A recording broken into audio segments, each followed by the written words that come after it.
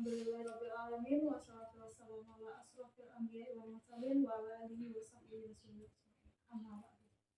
Puji syukur tak lupa kita ucapkan kehadirat Allah Subhanahu wa taala yang telah melimpahkan rahmat dan hidayahnya kepada kita semua sehingga pada siang hari ini kita bisa berkumpul di ruangan kelas 2 yang sama-sama kita cintai dalam acara yaitu diseminasi budaya positif. Selanjutnya salawat dan salam tak lupa kita curahkan kepada baginda Nabi dengan mengucapkan Allahumma shalli ala sayyidina Muhammad wa ala ali sayyidina Muhammad. Karena berkat perjuangan beliau kita bisa merasakan nikmatnya pendidikan pada zaman sekarang. Baiklah, saya tidak akan memanjangkan kata mukadimahnya, langsung saja kita ke acara yang dimaksud yang diawali dengan membaca basmalah. Bismillahirrahmanirrahim. Selanjutnya yaitu sambutan dari Ibu Kepala Sekolah. Pada Ibu dipersilakan. Assalamualaikum warahmatullahi wabarakatuh. Waalaikumsalam warahmatullahi wabarakatuh. Alhamdulillah.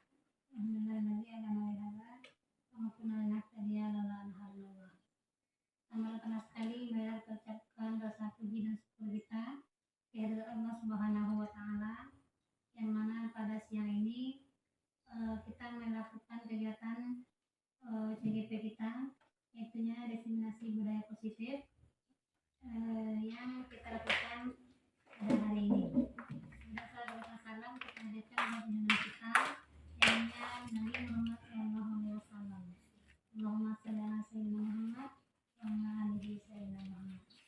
Kita sama-sama kita hormati CGP kita yang melewati kepada Bapak dan Ibu SD Kecamatan Serangan Timur yang membanggakan. Pada hari ini itu merupakan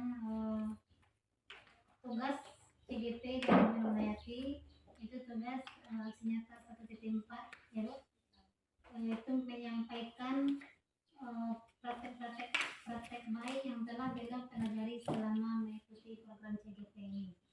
Dan saya sebagai kepala sekolah berharap kepada CGP kita bisa mengimbaskan praktek-praktek baik yang telah dipelajari di modul 1 kepada kita bersama. Dan kepada kita semua diharapkan bisa mengikuti dan menerima hal baik, hal positif yang disampaikan oleh Ibu Wilayati.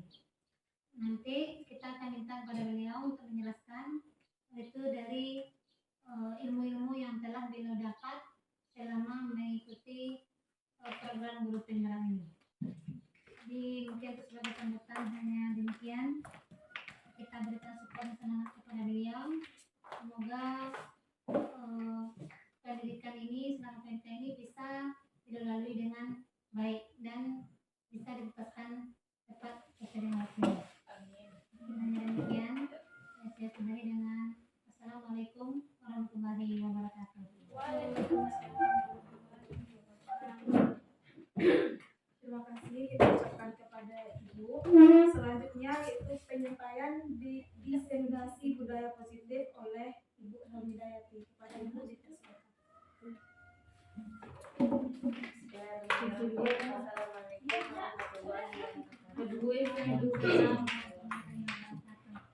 Alhamdulillahirabbil alamin. Puji syukur kita ucapkan kepada Allah Subhanahu wa taala yang mana berkat rahmat dan karunia beliau kita bisa berkumpul dalam rangka penyampaian salah satu tugas saya selaku CGP yaitu menyampaikan aksi nyata modul 1.4 budaya positif. Jadi selanjutnya sebagai salam mari kita ucapkan kepada arwah Nabi besar Muhammad sallallahu alaihi wasallam, yakni Nabi besar Muhammad sallallahu alaihi wasallam. Allahumma shalli ala sayyidina Muhammad wa ala ali sayyidina Muhammad. Yang sama-sama kita hormati Ibu Kepala Sekolah SD Musawatan Syariah Tigo, yang saya hormati yaitu Bapak dan Ibu Majelis Guru SD Musawatan Syariah Tigo yang telah berkesempatan hadir untuk berdiskusi kita pada hari ini. Itu yang pertama tentang diseminasi budaya positif. Nah,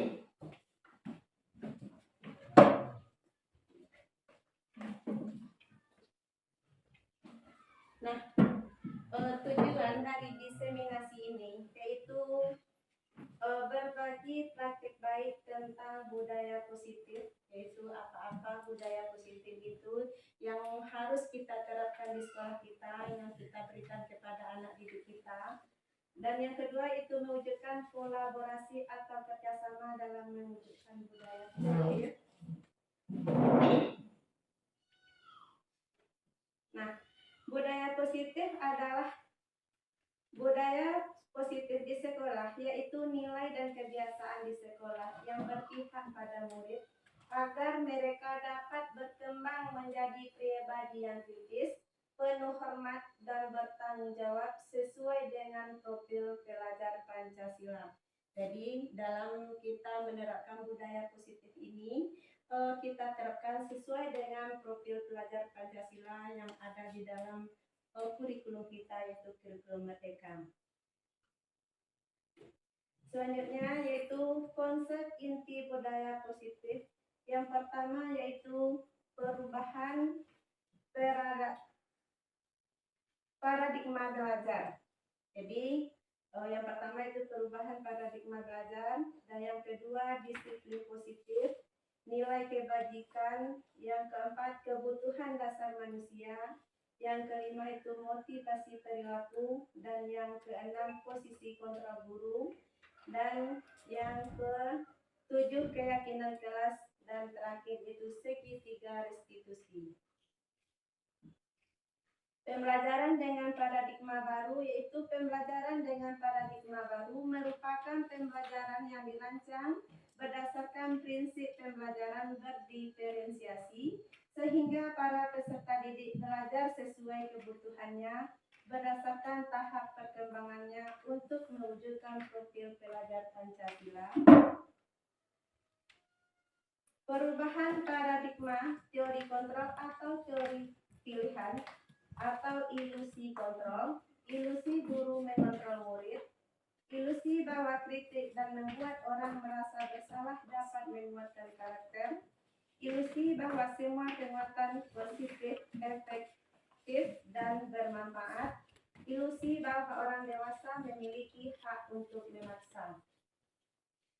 Perubahan paradigma stimulus respon, teori kontrol atau teori pilihan.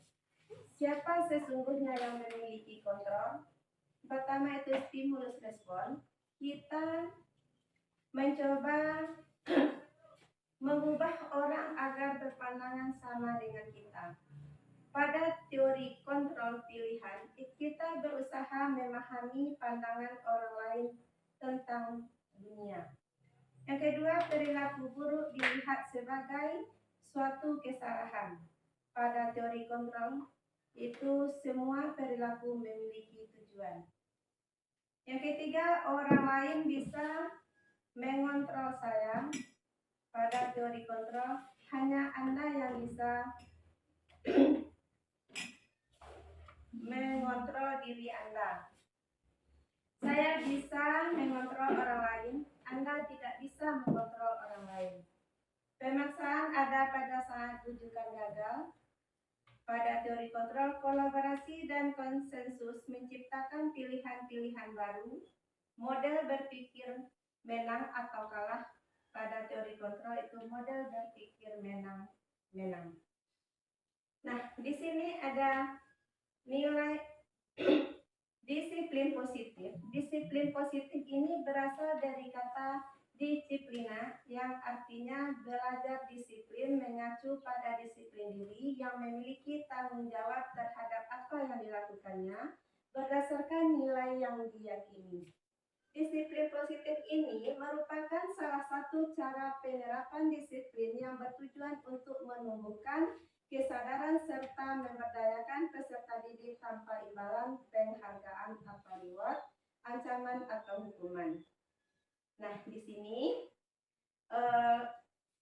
penghargaan itu yang diberikan kepada anak didik itu sebaiknya tidak dengan reward atau imbalan atau juga dengan ancaman atau hukuman.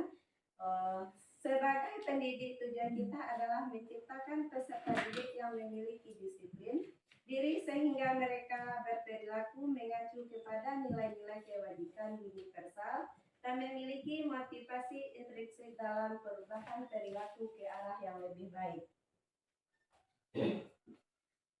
Di sini, nilai-nilai kebajikan universal. Nilai-nilai kebajikan adalah sifat-sifat positif manusia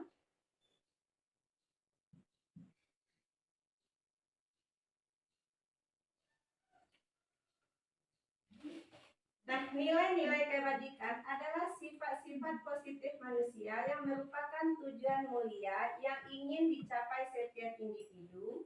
Nilai-nilai tersebut bersifat universal dan lintas bahasa, suku bangsa, agama, maupun latar belakang. Setiap perilaku atau perbuatan memiliki suatu tujuan. Menurut Dr. William Glasser pada teori kontrol 1984, dengan mengaitkan nilai-nilai kebajikan yang diyakini seseorang, maka motivasi intrinsiknya akan terbangun sehingga menggerakkan motivasi dari dalam untuk dapat mencapai tujuan mulia yang diinginkan. Nilai-nilai kebajikan yang ingin dicapai oleh setiap anak Indonesia kita kenal dengan profil teladan Pancasila, yaitu yang terdiri dari beriman, bertakwa kepada Tuhan Yang Maha Esa dan berakhlak mulia, mandiri, bernalar kritis, berkebinekaan global, gotong royong, dan kreatif. Selanjutnya itu kebutuhan dasar manusia. Kebutuhan dasar manusia adalah segala sesuatu yang kita lakukan untuk mendapatkan apa yang kita inginkan. Seluruh tindakan yang kita lakukan memiliki tujuan tertentu dan semua usaha terbaik yang kita lakukan adalah dalam rangka agar kebutuhan dasar kita terpenuhi dengan baik.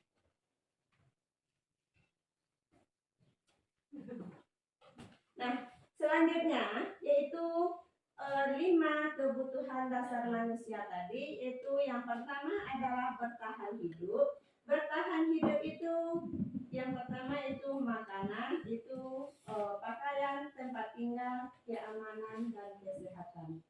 Sedangkan kebutuhan dasar manusia yang kedua yaitu kasih sayang dan rasa diterima. Jadi setiap anak itu pengen diberikan kasih sayang dan dia ingin merasa diterima. Itu rasa diterima, dipedulikan, berbagi, kerjasama menjadi bagian dalam kelompok. Kebutuhan dasar yang ketiga yaitu penguasaan. Harga diri, keinginan untuk dianggap, memimpin, berprestasi, diakui, didengar. Yang keempat itu kebutuhan dasar manusia, kebebasan, mandiri, memiliki pilihan, mencoba hal baru, mampu mengendalikan arah dirinya. Yang kelima yaitu kesenangan, bermain mayor, antusias, tertawa. Jadi anak didik kita ini diperlakukan boleh dengan cara bermain untuk memenuhi kebutuhan dasar mereka. Dalam konteks penerapan disiplin positif, Ibu Ida sebaiknya mencari tahu kasus kan? Nah, ada kasus Ibu Ida, guru kelas 6 di SD Permai, sedang bingung menghadapi ulah salah satu murid di kelas bernama Andi. Beberapa anak datang dan mengeluh Andi yang seringkali meminta bekal makan siang mereka dengan paksa. Jika Anda menghadapi suatu situasi seperti Ibu Ida, apa yang akan Anda lakukan? Menurut Anda kira-kira apa alasan Anda melakukan hal itu? Nah, dalam konteks ini, penerapan disiplin apa yang akan sebaiknya dilaksanakan oleh Ibu Ida, yaitu sebaiknya Bu Ida mencari tahu alasan Andi melakukan tindakan tersebut agar mengetahui kebutuhan mana yang sedang berusaha dipenuhi oleh Andi. Sekarang, menurut Bapak dan Ibu, Kira-kira kebutuhan apa yang ingin diperoleh oleh Andi sehingga Andi meminta paksa makanan temannya? Andi lapar dan orang tuanya tidak membawakan makanan bekal makan siang untuk bertahan hidup. Ya, Iya.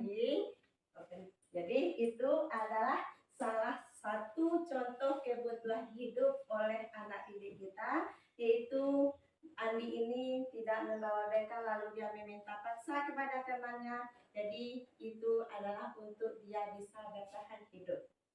Nah, itu salah satu daripada nilai kebajikan tadi. Nah, lanjut. Motivasi perilaku manusia. Motivasi perilaku manusia ini ada yang secara ekstrinsik dan ada yang secara intrinsik. Yang ekstrinsik yaitu untuk menghindari ketidaknyamanan atau hukuman apa yang akan terjadi apabila saya melakukannya. Itu adalah motivasi ekstrinsik atau datangnya dari luar diri siswa atau diri kita sebagai guru.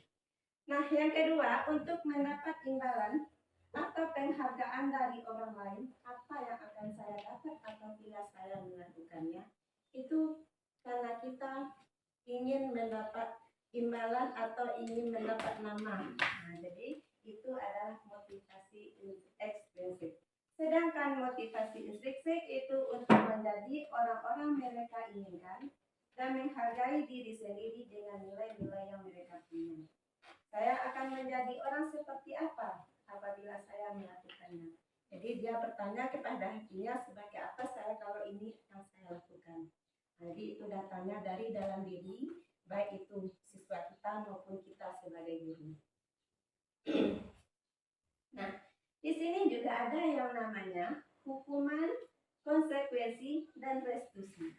Mana yang masuk ke dalam hukuman? Hukuman yang pertama itu tidak rencana atau tiba-tiba, itu namanya hukuman. Bisa jadi contohnya anak kita yang sedang bermain di lapangan ketika istirahat, lalu dia melakukan kesalahan. Di sana kita langsung menjatuhkan hukuman. Itu mungkin namanya itu tidak terencana atau tiba-tiba. Nah, yang kedua, murid tidak tahu apa yang akan terjadi atau tidak dilibatkan. Bersifat satu arah. Jadi hukuman hanya kita yang memberi kepada anak didik kita. Berupa hukuman fisik atau psikis. Nah, yang konsekuensi itu terencana atau disepakati. Sesuai harapan, itu namanya konsekuensi. Mungkin kita buat sebuah kesepakatan untuk menetapkan itu. Murid tetap dibuat tidak nyaman. Sikap guru selalu memonitor murid. Yang ketiga yaitu restitusi. Restitusi itu proses menciptakan kondisi bagi murid untuk memperbaiki kesalahan. Nah, di sini murid apabila melakukan kesalahan setelah kita dia akan memperbaiki kesalahannya. Proses kolaboratif yang mengajarkan murid untuk mencari solusi sendiri. Dihukum oleh penghargaan, bahwa penghargaan berlaku sama dengan hukuman, dalam arti meminta atau membujuk seseorang melakukan sesuatu untuk memenuhi suatu tujuan tertentu dari orang yang meminta atau membujuk, dorongannya eksternal dan akan ada faktor ketergantungan. Beberapa dampak dari pemberian penghargaan menurut Al-Fiqhan 1993, yang pertama yaitu pengaruh jangka pendek dan jangka panjang. Jadi hukuman yang kita berikan kepada anak didik kita itu akan berpengaruh kepada anak didik kita. Mungkin kalau hukuman itu yang sangat menyakitkan bagi anak didik kita, mungkin sampai dia dewasa, sampai dia di perguruan tinggi akan teringat sama dia bahwasanya ketika kita melakukan hukuman yang berlebihan kepada anak akan teringat di dalam dirinya dan tidak akan bisa dilupa oleh dia. Itu penghargaan, dihukum oleh penghargaan. Itu penghargaan menurunkan kualitas, penghargaan mematikan kreativitas, penghargaan mengurangi mengurangi motivasi intrinsik. Jadi penghargaan menurunkan kualitas ini mungkin dengan kita selalu menghukum mereka akan menurunkan kualitas mereka dan juga mengurangi kreativitas dan mengurangi motivasi intrinsik anak kita. Nah, tindakan guru, hukuman atau konsekuensi. Sekarang kita akan bertanya, saya akan bertanya pada Bapak Ibu, mencatat 100 kali di dalam hukum kalimat, saya tidak akan terlambat lagi karena terlambat di sekolah. Itu apakah termasuk kepada hukuman atau konsekuensi? Konsekuensi. Mencatat 100 kali di dalam buku kalimat, saya tidak akan terlambat lagi karena terlambat ke sekolah. Masuk?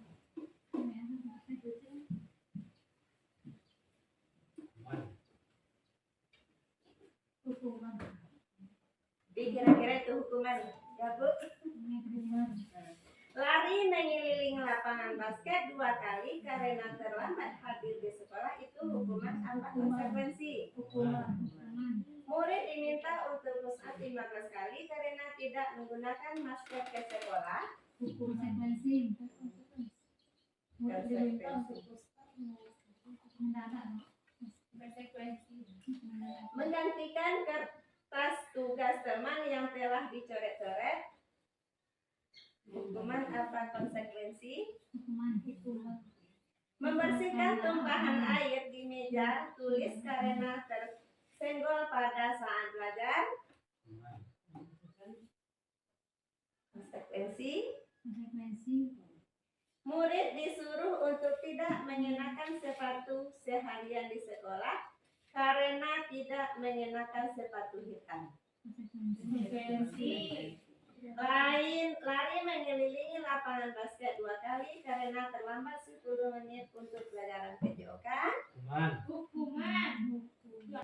Nah, mencatat 100 kali di dalam buku kalimat, saya tidak akan terlambat lagi karena terlambat ke sekolah. Nah, coba kita lihat dari apa yang telah kita bahas tadi, yaitu yang pertama adalah hukuman mencatat 100 kali di dalam buku kalimat, yang keduanya juga hukuman, yang ketiga juga hukuman, yang keempat konsekuensi, dan yang kelima hukuman. Tapi ternyata isinya adalah konsekuensi.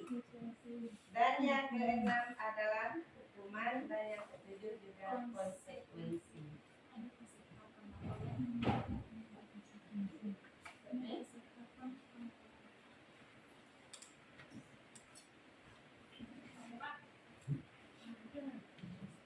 Sekarang kita lihat perbedaan antara hukuman dan konsekuensi.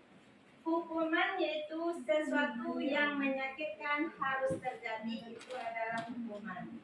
Sementara yang konsekuensi sesuatu yang harus terjadi. Hukuman membuat anak sakit atau fisik maupun hati untuk jangka lama. Membuat anak merasa tidak nyaman dalam jangka waktu pendek, itu adalah konsekuensi. Tapi dia ketika konsekuensi itu hanya sedikit dia merasa rusak hatinya. Anak membenci kedisiplinan, anak menghargai kedisiplin. Paksaan itu stimulus tanggapan, mendorong anak meyakini diri sendiri, mendorong anak agar mudah menyesuaikan diri. Konsep diri yang buruk, konsep diri yang baik. Anak belajar untuk menyembunyikan kesalahan. Anak belajar untuk mematuhi peraturan. Marah, rasa bersalah, dipermalukan, merasa tak dihargai. Kehilangan hak, dibuat tidak nyaman, diasingkan untuk sementara. Lanjut kita pada apa itu restitusi. Restitusi adalah proses menciptakan kondisi bagi murid untuk memperbaiki kesalahan mereka sehingga mereka bisa kembali pada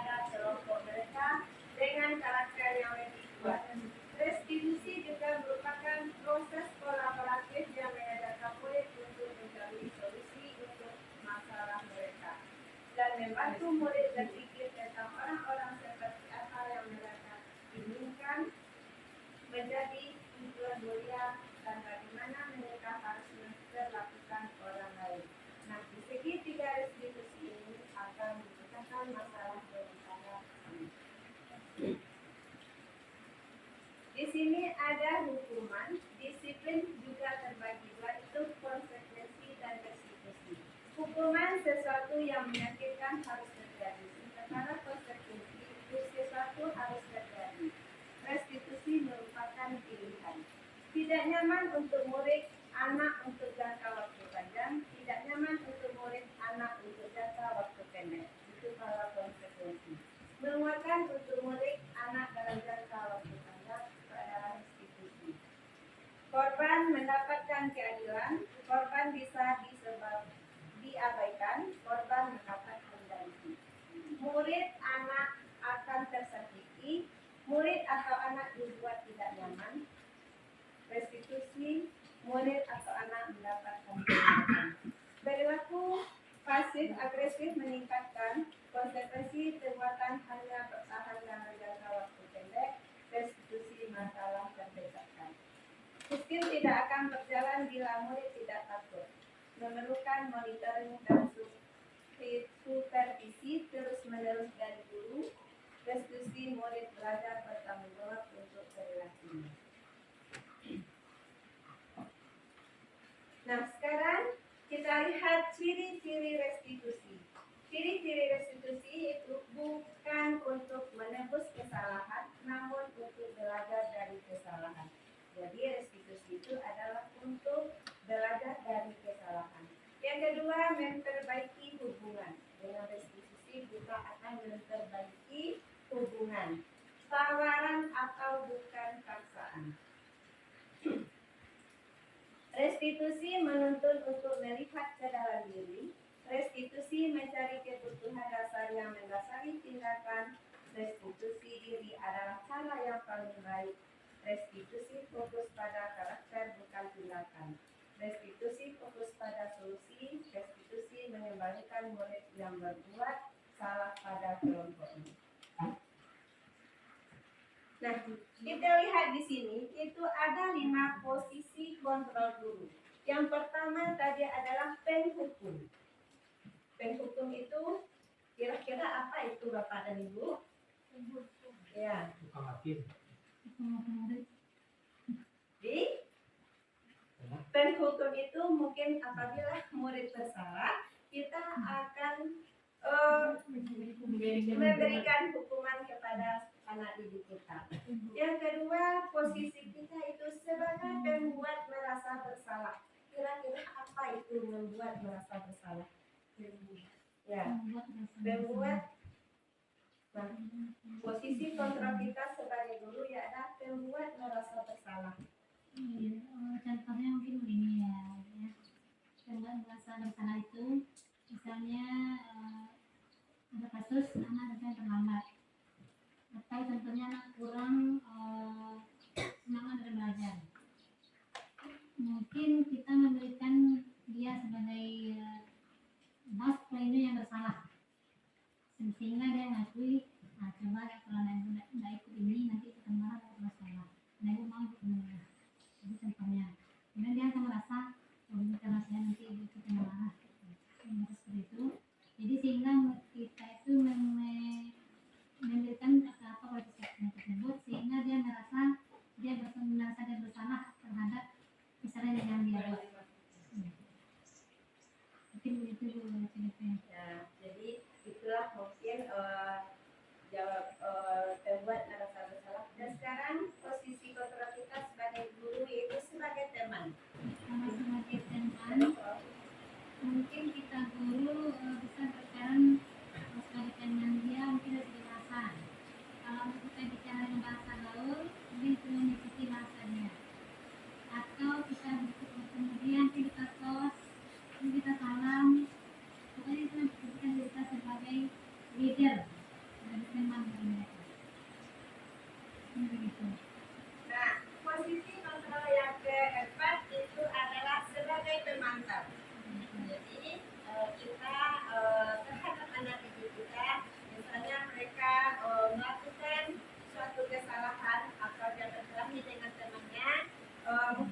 melihat dari jauh, lalu kita panggil anak kita, kenapa tadi berkelahi, itu mungkin fungsinya adalah sebagai pemantau. Yang kelima yaitu sebagai manajer. Sebagai manajer kita serang dulu. Sebagai manajer di posisi 5 posisi kontrol ini, kita sebagai guru adalah lebih memilih sebagai manajer. Contoh penerapan 5 posisi kontrol, kasus siswa tidak memakai aktivitas saat upacara. Ini akan termasuk bersyukur dan membuat merasa bersalah atau sebagai teman. Kasus tidak memakai atribut pada berat, kalau sebagai berhukum, dia disuruh atau anak itu disuruh hormat pada bendera selama 1 jam. Kalau membuat merasa bersalah, berapa kali itu Bapak harus memberitahu kamu selalu saja mengecewakan ibu dan bapak. Kalau sebagai teman, ayo dong ikuti aturan sekolah, tolong bantu ibu dan bapak sekali ini ya. Sudah tidak apa-apa, lain kali jangan sampai berbuat seperti ini lagi ya, itu kalau kita sebagai teman. Berbuat, ya karena dia sudah tidak mematuhi aturan. Yang kedua, siswa tidak sebagai pemantau, ketika sebagai manajer. Kalau tadi mungkin membuat bapak salah. Inilah 5 posisi kontrolnya, yaitu identitas gagal, identitas berhasil atau sukses, identitas berhasil sukses atau kontrol diri, kontrol dari luar.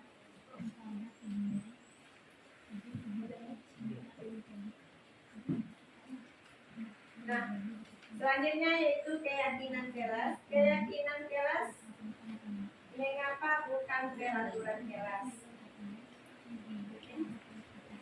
Keyakinan kelas yaitu nilai-nilai kebaikan universal yang disepakati secara tersirat dan tersurat.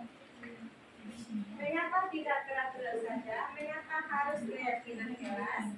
Mengapa kita memiliki peraturan harus menggunakan bila mengendarai kendala atau darurat?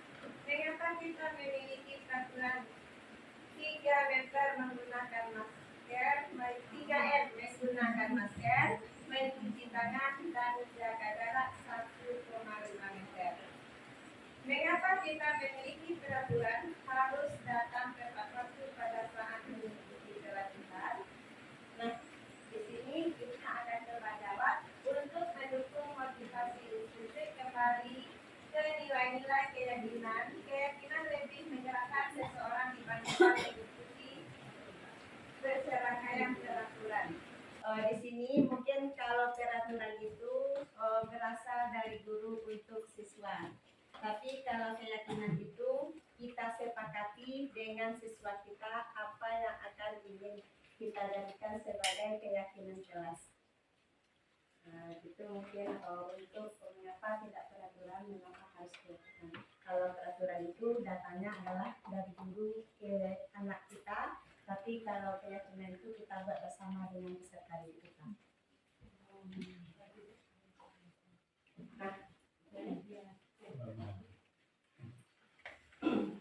Pembentukan keyakinan kelas bersifat abstrak berupa pernyataan universal, dibuat dalam pernyataan positif, sedikit saja agar mudah diingat, sesuai kondisi sekolah, kelas agar mudah diterapkan, semua warga kelas atau sekolah dilibatkan dalam membuat keyakinan kelas. Jadi dalam kita membuat keyakinan kelas ini, kita harus melibatkan semua unsur yang ada di dalam kelas atau di sekolah kita. Kalau untuk sekolah tentu orang yang ada di lingkungan sekolah. Kalau untuk kelas kita berkolaborasi dengan semua anggota yang ada di kelas kita. Disesuaikan sesuai kondisi sekolah atau kelas. Kemudian membuat keyakinan kelas ini tidak perlu terlalu banyak, tapi bisa dilihat dan untuk diterapkan. Nah, yang selanjutnya itu segi 3 restitusi. Segi 3 restitusi ini yaitu yang pertama menstabilkan identitas, yang kedua validasi kebutuhan, atau yang ketiga menanyakan keyakinan. Nah, untuk membuat anak yang merasa gagal karena berbuat salah menjadi positif terhadap dirinya, guru berkata, berbuat salah itu hal yang manusiawi. Tidak ada manusia yang sempurna. Jadi, apabila ada anak kita yang bersalah, kita tidak langsung memarahinya, tapi kita akan menanamkan kepada mereka dengan hal-hal yang positif itu membuat anak itu berpikiran positif. Itu tidak ada manusia yang tidak bersalah. Jadi anak itu akan merasa di dalam hatinya atau di dalam dirinya untuk berbuat lebih baik ke depannya. Bapak, Ibu juga buat salah. Kita pasti bisa menyelesaikan permasalahan ini. Bapak Ibu tidak tertarik untuk mencari tahu siapa yang salah, siapa yang salah. Bapak Ibu lebih tertarik untuk menyelesaikan masalah. Jadi kalau kamu menyalahkan dirimu sendiri terus-menerus, apakah kamu bersikap baik pada dirimu sendiri? Jadi kita di sekolah atau bersama anak didik kita, jika ada permasalahan, itu sebaiknya kita tidak memarahi anak kita, tapi kita akan mencari solusi bersama-sama untuk memecahkan masalah yang sedang dihadapi.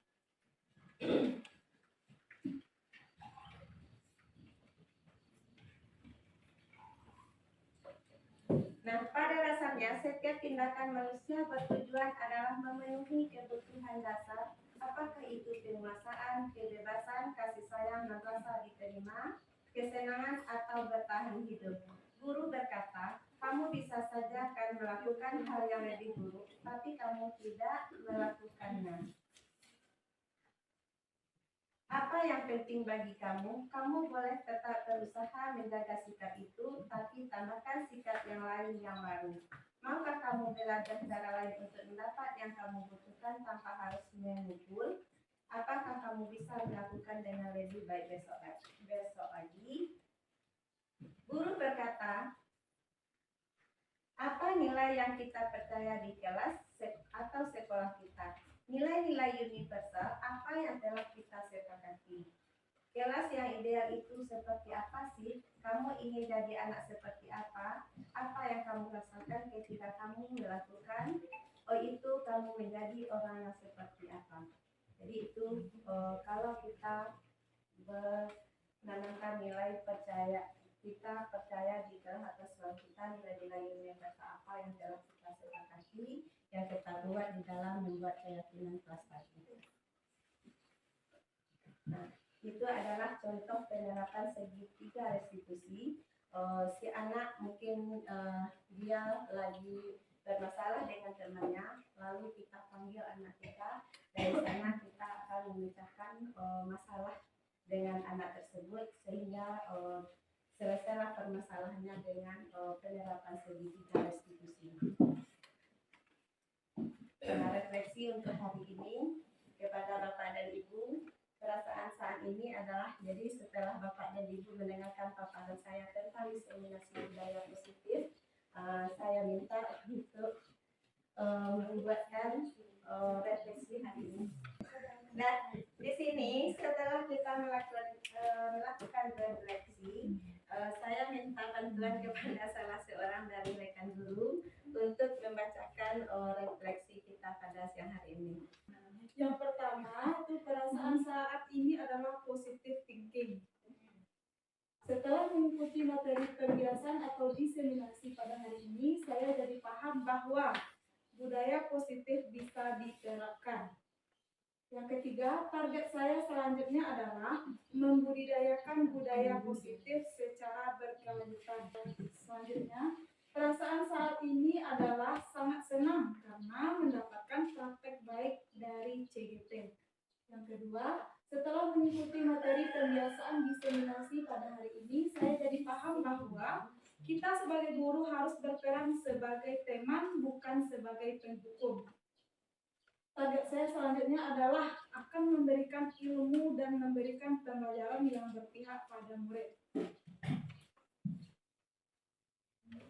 Perasaan saya saat ini adalah senang karena setelah mengikuti materi budaya positif, saya mengetahui posisi kita sebagai seorang guru. Dan target selanjutnya adalah berusaha menerapkan materi diseminasi. Nah, itulah refleksi yang disampaikan oleh para guru SDN 08 saya. Terima kasih kepada Ibu Yuridanti yang telah membacakan refleksi kita pada hari ini. Mudah-mudahan dengan apa yang saya paparkan tadi bisa membuat kita sebagai seorang guru membudayakan nilai-nilai kebajikan yang telah saya paparkan tadi, dan mudah-mudahan kedepannya kita semua berubah menjadi lebih baik lagi. Mungkin itu yang bisa saya paparkan pada penyampaian diseminasi hari ini. Banyak maaf dan banyak terima kasih saya ucapkan kepada rekan guru semuanya, Ibu Kepala Sekolah, dan saya ucapkan terima kasih dan saya akhiri. Wabillahi taufiq wal hidayah. Wassalamualaikum warahmatullahi wabarakatuh. Waalaikumsalam warahmatullahi wabarakatuh. Kita ucapkan kepada Ibu Hidayati yang telah menyampaikan materi diseminasi budaya positif kepada kita semua. Semoga dengan materi yang beliau sampaikan itu kita bisa mengambil pelajarannya dan bisa kita terapkan untuk kedepannya di sekolah kita. Amin. Setelah penyampaian dari beliau, mungkin berakhirlah acara kita pada siang hari ini, dan saya selaku protokol apabila ada kata yang salah mohon dimaafkan. Wabillahi taufiq wal hidayah. Assalamualaikum warahmatullahi wabarakatuh.